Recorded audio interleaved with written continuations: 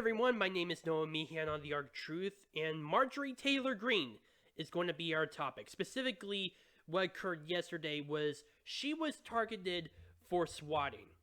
In fact, this was not the first time. She was actually targeted for swatting for a second night in a row, and this began early on Wednesday morning, which, as I'm recording this video, was August 24th. That's when the swatting cause started, and that the second time was the night after that. And I'm reading from a CNN article, and I know that CNN is not very reliable, but it does add a strange perspective that I want to talk about. And so here it is. CNN, Representative Marjorie Taylor Greene was again the target of a swatting police call early Thursday morning, police said. For the second night in a row, police officers in Rome, Georgia responded to a swatting call this week at the Georgia Republicans' home just before 3 a.m. Eastern Standard Time on Thursday, Rome police said in a statement. Officers had previously responded to Greene's home early Wednesday morning for a false report of a person shot. Now, it doesn't say anywhere in this article that Marjorie Taylor Greene was at her home. I suspect that she was in Washington at this time. But I cannot be entirely certain. Either way, she was targeted for swatting, and explains here on the article what swatting is. Swatting is a prank call made to authorities with the express purpose of luring them to a location, usually home, where they are led to believe a horrific crime has been committed or is in progress. This results in a forceful response from local police or SWAT teams who have no way to know the call is hoax, which is very... You should... This is kind of ridiculous how there is no way to know that the call is a hoax, because Marjorie Taylor Greene is not only has she been affected by it, but it's an obvious political attack against her. After all, she has become one of the major congressional officials in Congress at this very moment. Even despite the fact that the Republican Party currently does not control the House of Representatives, she has been growing in terms of brand, in terms of image, and honestly, to the point where I honestly believe that she has a chance of being a major political leader in the Republican Party. I know that currently Kevin McCarthy is the House Minority Leader, and by de jure, he is the head of the Republican Party in the House of Representatives. But Marjorie Taylor Greene, I say, is the one who represents the new MAGA change, and has a chance to actually potentially de-seat Kevin McCarthy in that regard. Is that my prediction? No, it's a possibility. But regardless, considering that her image is well known, she's been getting a lot of political attacks, and I'm not just talking about this about the swatting that occurred, but she is definitely something that the Democrats that have been heavily focused on, because she is the face of MAGA, at least within the House of Representatives, and she is a very outspoken person. So honestly, this does not come as a major shock. And it doesn't come as a major shock considering all the crap that's been going on, especially with the attempted assassination of Brett Kavanaugh, one of the justices on the Supreme Court, and a few other issues. A few other people who've actually been through scenarios from doxing to swatting. Hell, if you recall, Tim Pool, who, while he's on the fence, infamously enough, he has been swatted 4 times. At least twice, if I recall from the top of my head, it's been live on air. He's been swatted 4 times, and in one case, there was I believe, one of the calls was tracked to someone in California, while Tim Pool is in New York. Either New York or Pennsylvania. but within that vicinity. But you obviously see the difference in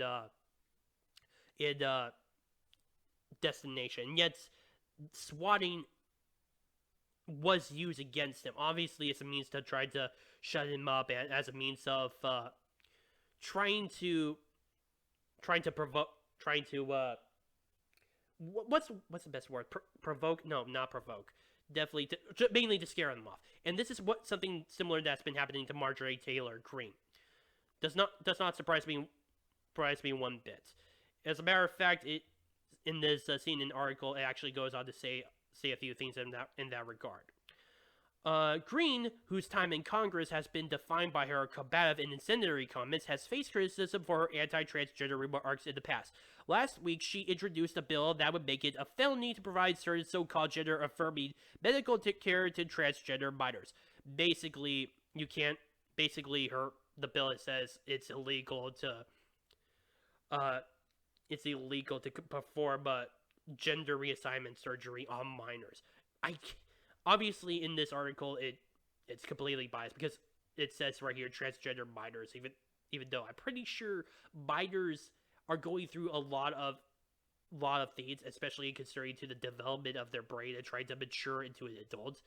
This is something that I really have a problem with the left and the Democrats promoting, especially with specifically minors. These are not adults. If they were adult, that's completely their decision. But these are minors that are under the care of parents, and I would argue that this constitutes as child abuse. But this goes to show that Marjorie Taylor Greene, in concerning with her combativeness, and again, as it says, incendiary comments, and a lot of stuff that's been going on around, like even. I wouldn't be surprised if the impeachments she's been trying to push in the House of Representatives against people like Joe Biden or Merrick Garland with the recent FBI raid, this has actually caused her to be swatted as well. So, continuing on with this article. Last night, I was swatted just after 1 a.m. I can't express enough gratitude to my local law enforcement here in Rome, Floyd County, said Greene in a tweet Wednesday. Police said the incident is under investigation and did not release any additional information. The incident comes amid heightened concerns about threats to high-profile political figures and election officials.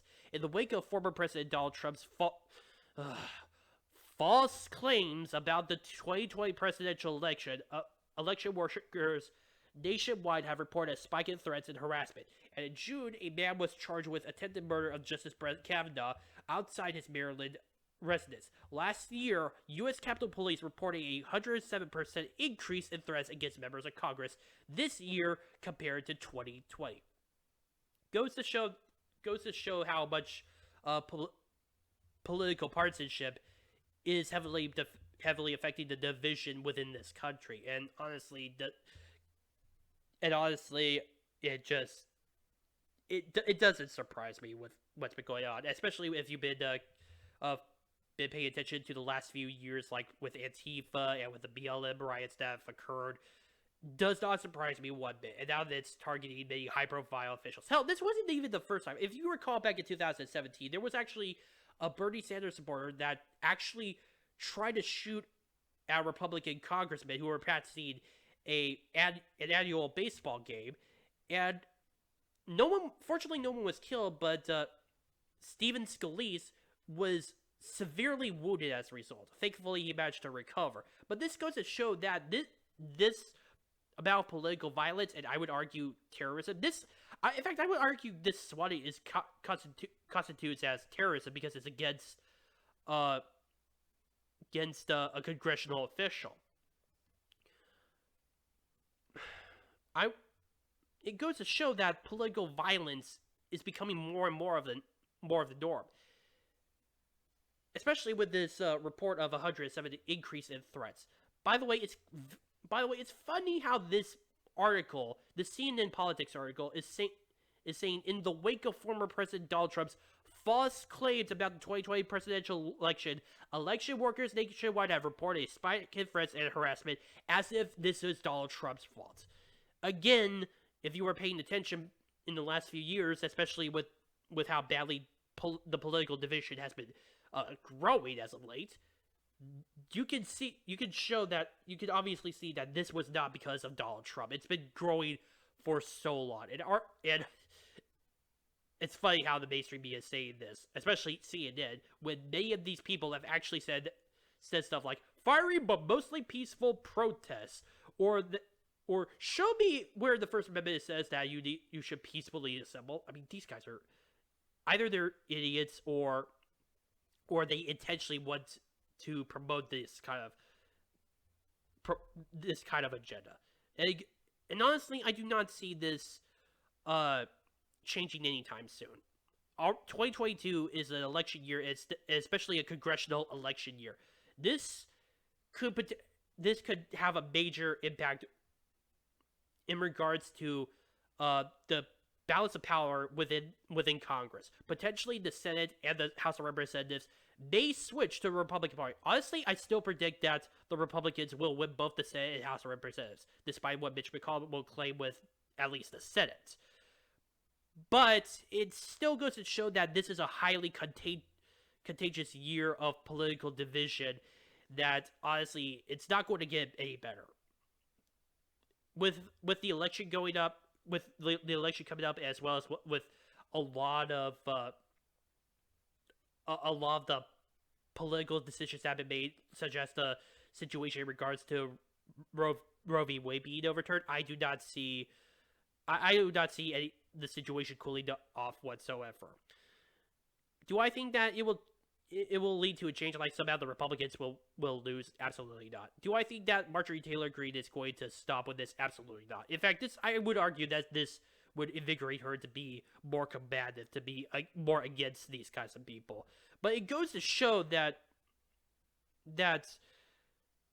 this is becoming more and more of the norm, especially with a lot of the mainstream media outlets, and I would argue even the establishment and the Democratic Party, and I would even argue a few cases with the Republicans are actually either supporting this or making no mention of the situation in regards to political violence whatsoever. And that's becoming a problem, because without any punishment, this just basically means they're completely fine with this. This means that you're not going to be given any consequences whatsoever for your actions. There needs to be something done. Not only should the police focus on trying to build some kind of system in terms of trying to identify who the caller is, they should also establish a procedure, such as maybe calling the person just in case if there is an actual threat or something else. I do not entirely know, but I do know is that this is becoming a major problem. It's becoming a norm, and I would not be surprised whatsoever that this would increase over time, even after an election year. My name is Noah Meehan, not the Arc Truth. Please post your comments down below, like this video, subscribe, and share with friends. Also, if you have any issues regarding to my videos, such as how I speak, or my improv, or whatever, or just my camera, whatever, please post it down in the comment section down below, or directly message me. Thank you.